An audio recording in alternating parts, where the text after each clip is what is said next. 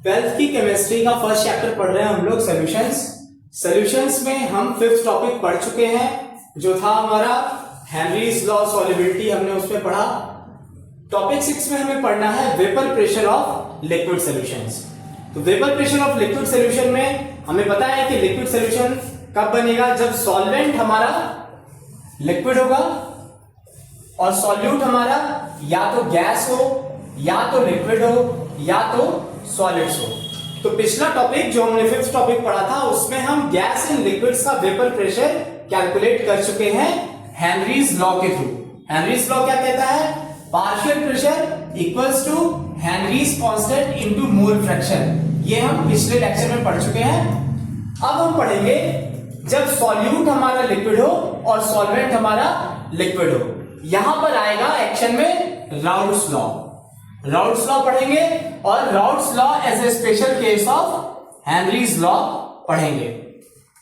और थर्ड में हमारा सॉलिड सॉल्यूट होगा और लिक्विड सॉल्यूशन होगा, वहां पे हम वेपर प्रेशर को कैलकुलेट करेंगे।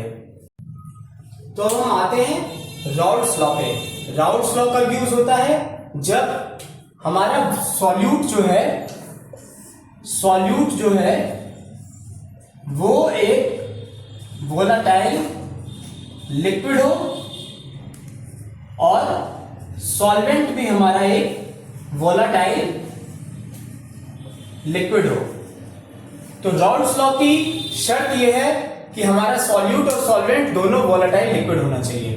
राउल्ट्स लॉ का स्टेटमेंट एक बार देखते हैं। For a solution of volatile liquids the partial vapour pressure of each component of the solution is directly proportional to its mole fraction present in solution। Mole fraction क्या होता है? Mole fraction हम expression of concentration के topic में पढ़ चुके हैं। Mole fraction कैसे निकालते हैं? अगर हमारे दो कंपोनेंट 1 और 2 है, इनके नंबर ऑफ मोल्स हमें पता है, n1 n2 अगर हम मान लेते हैं तो मोल फ्रैक्शन x1 का कितना होगा? n1 upon n1 plus n2। ऐसे ही मोल फ्रैक्शन सेकंड कंपोनेंट का कितना होगा? n2 upon n1 plus n2। और एक बात याद रखेंगे कि मोल फ्रैक्शंस का सम, टोटल मोल फ्रैक्शंस का सम 1 होता है। अगर एक सॉल्यूशन है हमारे पास, उसमें 1 2 3 4 कंपोनेंट्स हैं, मतलब 2 या 2 से अधिक कंपोनेंट्स हैं, तो उनके मोल फ्रैक्शंस का सम हमेशा 1 होगा। तो हम मान के चलते हैं कि हमें पता है कि हम जो भी लिक्विड सॉल्यूशंस यहां कंसीडर कर रहे हैं वो बाइनरी सॉल्यूशंस कंसीडर कर रहे हैं। तो बाइनरी सॉल्यूशंस का मतलब हमारे पास दो कंपोनेंट होंगे। कंपोनेंट 1 मान लीजिए हमारा सॉल्यूट है और कंपोनेंट 2 मान लीजिए हमारा सॉल्वेंट है। तो कंपोनेंट 1, अब according to Raoult's law, partial pressure of the component 1 will directly be proportional to the mole fraction of component 1। So P1 will be equals to P1 not into X1। यहां हमने proportionality के sign को replace किया है equals to से क्या लगा करके? Constant P1 not. P1 not क्या होता है? P2 नॉट क्या होता है? P1 नॉट और P2 not pure component 1, pure component 2 का जो वेपर प्रेशर होगा उसको हम P1 नॉट और P2 नॉट से रिप्रेजेंट करते हैं और ये कांस्टेंट टेम्परेचर पे कांस्टेंट रहेगा। सिमिलरली सेकंड कंपोनेंट के लिए partial pressure will be directly proportional to mole fraction of component 2। P2 will be equals to P2 naught into X2।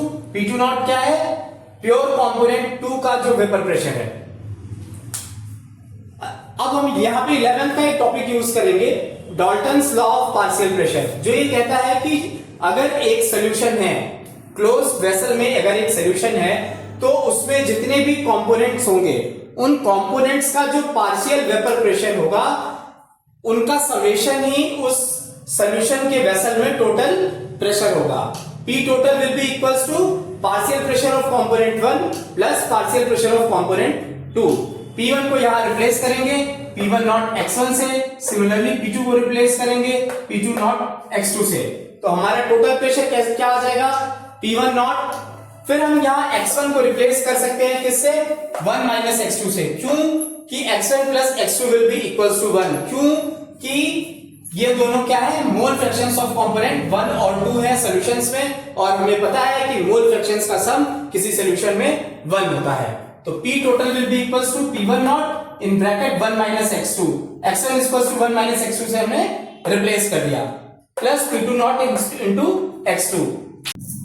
यहां पे अब इस ब्रैकेट को हम सॉल्व करेंगे तो P1 not minus P1 not into x2 plus P2 naught into x2 होगा। यहां से x2 को कॉमन ले लेंगे तो P1 not minus bracket of P1 not minus P2 not bracket close multiplied by x2।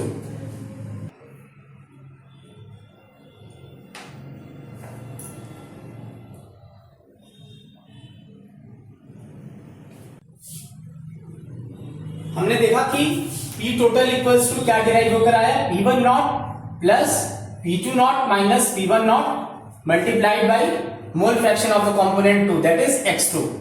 अब अगर हम इस इक्वेशन को लीनियर इक्वेशन, एक लाइन की इक्वेशन से कंपेयर करें, जो कि जनरल इक्वेशन होता है y is equals to mx plus c, जहां पे y हमारा एक वेरिएबल है, x हमारा एक वेरिएबल है, m स्लोप होता है और c कांस्टेंट होता है। ये जनरल लाइन का इक्वेशन है जो हम क्लास 10th में 11th में पढ़ चुके हैं। तो ये जो इक्वेशन हमारा निकल करके आया, अब इसका एक ग्राफ प्लॉट करते हैं, P1 नॉट, P2 नॉट का, x2 का, x1 का और P टोटल का। मान लीजिए कि इनिशियली हमारा कंपोनेंट 1 जो है उसका मोल फ्रैक्शन 1 है, x2 का मोल फ्रैक्शन कितना हो जाएगा, x2 कितना हो जाएगा, 0 हो जाएगा। क्यों कि x1 plus x2 is equals to 1 होता है। तो अगर x1 हमारा 1 हो गया तो x2 ऑटोमेटिकली 0 हो जाएगा। Initially mole fraction first component का 1 के बराबर है और धीरे धीरे वो कंपोनेंट 1 का मोल फ्रैक्शन हमने 0 कर दिया। इनिशियली कंपोनेंट 2 का मोल फ्रैक्शन 0 है, फिर वो धीरे धीरे आगे ले जाकर के उसको हमने मोल फ्रैक्शन ऑफ कंपोनेंट 2 को हमने 1 कर दिया। तो जब मोल फ्रैक्शन ऑफ कंपोनेंट 2 को 1 करेंगे तो x1 0 के बराबर हो जाएगा। जब मोल फ्रैक्शन कंपोनेंट 2 का 0 है और कंपोनेंट 1 का 1 है, इसका मतलब क्या है कि कंपोनेंट 1 अपने प्योर स्टेट में है, कि प्योर कंपोनेंट 1 का ही प्रेशर होगा, कंपोनेंट 2 का कोई प्रेशर नहीं होगा क्योंकि उसका मोल फ्रैक्शन 0 है। तो जब प्योर कंपोनेंट 1 का प्रेशर होगा उसको हम किससे रिप्रेजेंट करते हैं, P1 नॉट से। सिमिलरली कंपोनेंट 2 का, प्योर कंपोनेंट 2 का वेपर प्रेशर P2 नॉट होगा। मान लेते हैं P1 not is less than P2 not. जैसे जैसे हमारा कंपोनेंट 1 का मोल फ्रैक्शन रिड्यूस होता गया है, वो 0 तक आया है, वैसे ही हमारा कंपोनेंट 1 का प्रेशर भी, पार्शियल प्रेशर भी रिड्यूस होता गया है। सिमिलरली कंपोनेंट 2 के साथ होगा, जैसे जैसे उसका मोल फ्रैक्शन इंक्रीज करेगा उसका पार्शियल प्रेशर बढ़ता जाएगा। ये पार्शियल प्रेशर 1 और पार्शियल प्रेशर 2 की जो लाइन है ये आपस में कहीं आकर के इंटरसेक्ट करेगी। अब हम P1 नॉट और P2 नॉट को जब कनेक्ट करेंगे तो हमको total pressure of the solution system मिलेगा, और वो किसके बराबर होगा, P1 मतलब partial pressure of component 1 plus partial vapour pressure of component 2 के बराबर। अच्छा, अब इस इक्वेशन का मतलब क्या है एक सॉल्यूशन सिस्टम के लिए। एक सॉल्यूशन है, उसमें दो कंपोनेंट्स है हमारे 1 और 2, दोनों वोलेटाइल कंपोनेंट्स हैं। उनके बीच का जो टोटल, उनमें उनकी वजह से उस सिस्टम में जो टोटल प्रेशर हो रहा है वो टोटल प्रेशर P1 P2 उन दोनों कंपोनेंट के पार्शियल वेपर प्रेशर के सम के बराबर है। इसका मतलब क्या है, ये जो इक्वेशन निकल के आया ये तो मैथमेटिकल एक्सप्रेशन है उन कंपोनेंट्स का जो सॉल्यूशन सिस्टम में प्रेजेंट है, और उनके प्योर कंपोनेंट के जो वेपर प्रेशर है उनका जो रिलेशन है, मैथमेटिकल रिलेशन है, वो यहां पर हमने डिराइव किया। लेकिन इस एक्सप्रेशन का क्वालिटेटिव इन्फरेंस क्या है, हम क्वालिटेटिव मतलब क्या है, उससे हम क्या क्वालिटेटिव डेटा एनालाइज करते हैं। पहला जो हमें एनालिसिस मिलती है वो ये है, P total is related to mole fraction of any one of the component. कहने का मतलब कि टोटल प्रेशर जो भी दोनों कंपोनेंट 1 और 2 हैं उनके mole fraction that is x1 और x2 से रिलेटेड है। दूसरा डेटा क्या हम एनालाइज कर सकते हैं, P total varies linearly with mole fraction of component 2। Simple दिख रहा है यहाँ पे P total is equals to P1 naught plus bracket of P2 naught minus P1 naught multiplied by mole fraction of component 2 है। इस P total को हम y is equals to mx plus c, जो ये हमारा जनरल लाइन का equation है, इससे कंपेयर करें तो हमें एक बात समझ में आ रही है कि P टोटल जो है, टोटल वेपर प्रेशर जो है, वो मोल फ्रैक्शन ऑफ सेकंड कंपोनेंट से रिलेटेड है। और कैसे रिलेटेड है? लीनियरली रिलेटेड है। क्यों? कि जो इसके इक्वेशन का फॉर्म आया है वो exactly comparable to y is equals to mx plus c, जो कि लीनियर लाइन का इक्वेशन है, उससे कंपेयर हो रहा है। तीसरा जो डेटा हम एनालाइज कर सकते हैं, depending on the vapour pressures of component 1 and 2, total vapour pressure over the solution decreases और increases with the increase of mole fraction of component 1। हम यहां पर x2 की जगह 1 माइनस x1 भी लिख सकते हैं। क्यों? कि x1 plus x2 will be equals to 1। Mole fractions का सम 1 के बराबर होता है। तो कह रहा है कि P टोटल जो है वो डिपेंड कर रहा है मोल फ्रैक्शन ऑफ कंपोनेंट 1 के। आप देखिए जैसे जैसे मोल फ्रैक्शन ऑफ कंपोनेंट 1 डिक्रीज हो रहा है, P टोटल इंक्रीज हो रहा है। ठीक है, हो सकता है कि P1 नॉट की वैल्यू P2 नॉट से ज्यादा हो। इस केस में क्या होगा कि मोल फ्रैक्शन ऑफ कंपोनेंट 1 जैसे जैसे डिक्रीज करेगा, P टोटल की वैल्यू डिक्रीज करेगी। कहने का मतलब है कि vapour pressure of component 1 and 2 जो कुछ भी होगा उसी के हिसाब से total vapour pressure over the solution will decrease और increase with the increase of mole fraction of component 1। तो हमने देखा कि लिक्विड सॉल्यूशन में जो लिक्विड फेज है उसमें जो पार्शियल प्रेशर्स है कंपोनेंट 1 और 2 का, उनके बीच में जो रिलेशन निकल के आया और जो टोटल प्रेशर है उसके बीच में जो रिलेशन निकल के आया वो क्या था? P total is equals to P1 naught into x1 plus P2 naught into x2। P1 naught x1 क्या था? ये था partial pressure of component 1 in the solution, और P2 नॉट x2 क्या था? Partial pressure of component 2 in the solution. तो ये बात तो हो गई लिक्विड फेज की। एक्चुअली होगा क्या कि जो हमारा सॉल्यूशन चैम्बर है, इस सॉल्यूशन में हमारे दो कंपोनेंट है। कंपोनेंट कौन कौन से? 1 और 2। मान लो ये ग्रीन वाला हमारा कंपोनेंट 2 है और रेड वाला हमारा कंपोनेंट 1 है। हमने क्या कहा था कि लिक्विड सॉल्यूशंस में जो दोनों हमारे कंपोनेंट हैं, सॉल्यूट और सॉल्वेंट, वो दोनों कंपोनेंट कैसे होंगे? वोलेटाइल होंगे। वोलेटाइल का मतलब क्या है कि जब उनको हम एक क्लोज चैम्बर में मिला करके एक सॉल्यूशन बना करके रख दिए तो वो जो कंपोनेंट्स हैं वो वेपराइज होंगे। वेपराइज होने के बाद क्या होगा? एक स्टेज ऐसी आएगी कि जहां पर कंपोनेंट 1 और कंपोनेंट 2 का कुछ वॉल्यूम लिक्विड फेज में होगा और कुछ क्या होगा? वेपराइज होके गैस फेज में आ जाएगा। ये जो लिक्विड से गैस में इनका कन्वर्जन हो रहा है, जो वेपराइजेशन हो रहा है, इसमें क्या होगा? एक टाइम के बाद इक्विलिब्रियम स्टेट आ जाएगा। मतलब कि लिक्विड के जो मॉलिक्यूल्स हैं कंपोनेंट 1 और 2 दोनों के, वो अब वेपराइज होना बंद हो जाएंगे और जो गैस फेज में जो मॉलिक्यूल्स हैं और जो लिक्विड फेज में मॉलिक्यूल्स हैं उनके बीच में एक इक्विलिब्रियम स्टेट रीच हो जाएगी, एक इक्विलिब्रियम स्टेट डेवलप हो जाएगा। अब क्या है कि हमने जो लिक्विड फेज में मॉलिक्यूल्स हैं कंपोनेंट 1 और 2 के, वो जो प्रेशर एक्सर्ट कर रहे हैं उनसे हमने टोटल प्रेशर तो निकाल लिया, P total is equals to P1 naught x1 plus P2 naught x2। लेकिन जो गैस फेज में मॉलिक्यूल्स हैं हमारे कंपोनेंट 1 और 2 के, वो भी कुछ प्रेशर एक्सर्ट कर रहे होंगे गैस फेज में।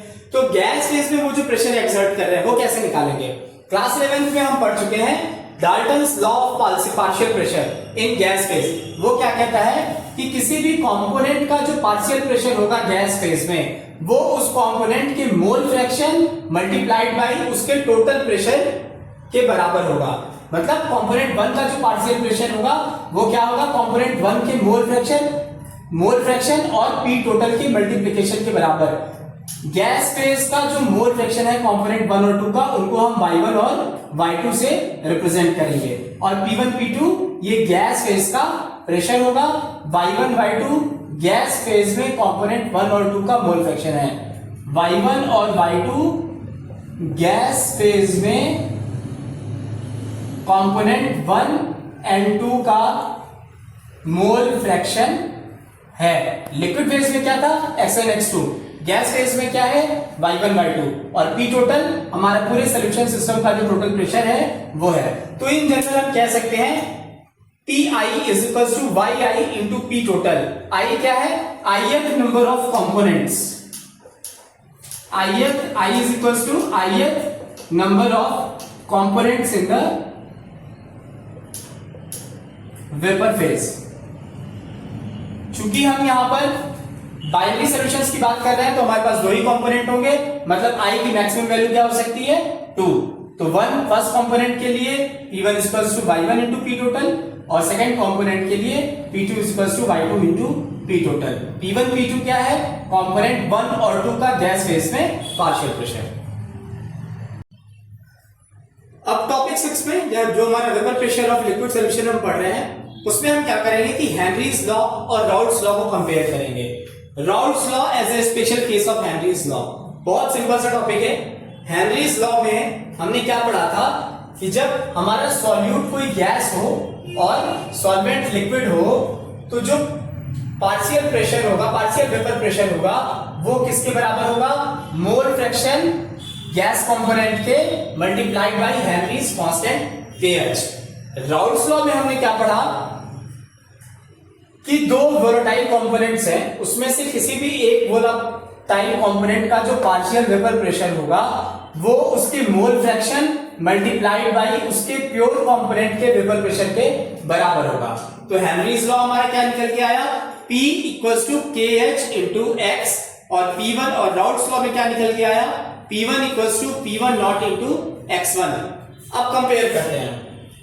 हेनरीज लॉ में प्रेशर को कैलकुलेट करने के लिए हमने मोल फ्रैक्शन गैसियस कंपोनेंट को मल्टीप्लाई किया हेनरीज कांस्टेंट से।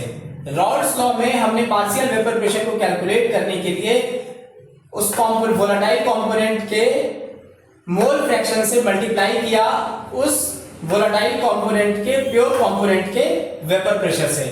तो हमारा कांस्टेंट क्या क्या निकल के आया हेनरीज लॉ में KH और राउल्ट्स लॉ में P1 not. Mole fractions Henry's law में गैस कंपोनेंट का मोल फ्रैक्शन, राउल्ट्स लॉ में जो वोलेटाइल कंपोनेंट हम कंसीडर कर रहे हैं उसका मोल फ्रैक्शन। तो जो टॉपिक 6 हम पढ़ रहे हैं vapour pressure of liquid solution, उसमें हम क्या क्या पढ़ चुके गैस प्लस लिक्विड, ये हम टॉपिक 5 में कवर कर चुके थे हेनरीज लॉ में। तो गैस सॉल्यूट था हमारा और लिक्विड सॉल्यूशन था, सॉरी लिक्विड सॉल्वेंट था। तो हमने हेनरीज लॉ पढ़ा टॉपिक 5 में। फिर उसके बाद जब हमारा लिक्विड सॉल्यूट हो गया और सॉल्वेंट लिक्विड, पर दोनों कैसे होने चाहिए volatile, volatile liquid solute, volatile liquid solvent. ऐसे कैसे पार्शियल प्रेशर कैलकुलेट करने के लिए हमने यूज किया राउल्ट्स लॉ का। अब हमारे पास थर्ड केस जो है कि सॉल्वेंट तो हमारा लिक्विड है, लेकिन जो सॉल्यूट है वो सॉलिड है और वो कैसा है नॉन वोलेटाइल, मतलब वेपराइज नहीं होगा, सॉल्यूट वेपराइज नहीं होगा। राउल्ट्स लॉ के केस में क्या था दोनों कंपोनेंट जो हमारे सॉल्यूट और सॉल्वेंट थे दोनों वोलेटाइल थे, तो वो वेपराइज होकर के गैस बनते थे।